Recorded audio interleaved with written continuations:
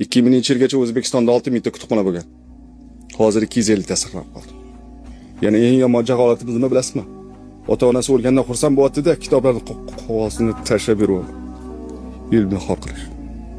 Ilmni xor qilib qanaqa qilib yuksalish mumkin? Bo'lmaydi. Kitobida yozib qo'ydi. Xafa bo'lmanglar, bular juda kuchli gaplar. Bular osonlik bilan olmadi. Qog'ozning narxini oshganini tualet qog'ozidan bilgan insonlar o'ylayvering, ular qayeri bilan o'ylashini. Nima millat kerak? Kitob sotib o'tiraman deb qarang. Bir kuni 30 ming so'mlik kitob sotdi. 30 ming. Mana agar baklashga tersam ko'proq pul topaman. Vagonga chiqsam ko'proq pul topaman.